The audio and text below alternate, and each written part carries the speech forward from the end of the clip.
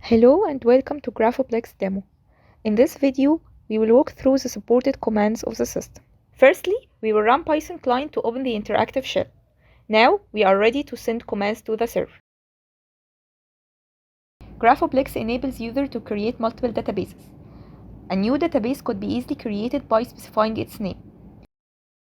Then, we could switch to the newly created database. Now, GraphTest is the current working database. User could drop all the data of any existing database by specifying its name. Attempting to create an existing database will show an error message. We could also delete GraphTest database permanently. Deleting the current working database switches to the default database automatically. GraphoPlex stores data entities into vertices that could be labeled and hold properties. To create a vertex, a user should give it a unique identifier. In addition, the user could state vertex label after the ID separated by a column. Attempting to create a vertex with an existing ID will show an error message. We could also add properties when creating a vertex as key value pairs into curly brackets. The user could update existing vertex providing its ID followed by properties that needed to be added or updated. We could delete any vertex by providing its unique ID. User could add edge between any two vertices by providing its label followed by source and destination vertex ID. Attempting to create an edge with a source vertex that not exists will show error message. Similarly, user cannot add edge with a not existing destination vertex. In addition, user could add key value pairs properties when creating an edge. Okay, syntax error. Replacing equal with colon, now the query executes successfully. To update any edge, label, source, and destination ID should be provided, followed by properties to be updated or added. We could also delete any edge by specifying its label, source, and destination ID.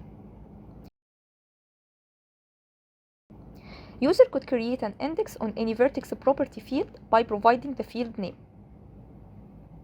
Similarly, we could delete any existing index by specifying its name. Match path query enables user to describe any path within a graph. A simple social network graph is used here to illustrate what user could do through path queries. Here, vertices are users and edges represent four relationships. To get all vertices of the graph, we could describe a path with length 1, leaving the brackets empty to match any vertex within the uploaded graph. We could query for the follow list of the user Tom by describing a path with length 2. Where first vertex should have an ID of Tom, and the edge between the two vertices of the path have a follow label that returns all users that are in the follow list of Tom. Moreover, to get the followers of Tom, the same query could be used again, but with the edge of the path reverted. That will return the ones who do follow the user Tom. Path queries could be of a bigger length. We could make use of that to get the followers of Tom. We will add another level in our path with the same direction and edge label as before. Thus, followers of Tom are returned. Similarly, we could get the follow list of Tom by specifying Tom as the first vertex in the path, followed by edge of follow label to get the follow list. After that, adding the same level again to get the ones who are followed by Tom following list. We could try a more complex query by trying to get the mutual followers between two different users. Firstly, we specify Kim as the first vertex of the path, followed by incoming edge with follow label. At that point, we are just getting the followers of Kim, but we could add another follow edge to the path that's pointing to the vertex of Tom. With this query, mutual followers return successfully. At the end, it should be mentioned that generally, we could add more property filters for vertices and edges of any described path before, more than just vertices IDs and edge label. For weighted graphs, it's a popular query to get the shortest path between two vertices. Here, we are trying to get the shortest path from vertex A to vertex M.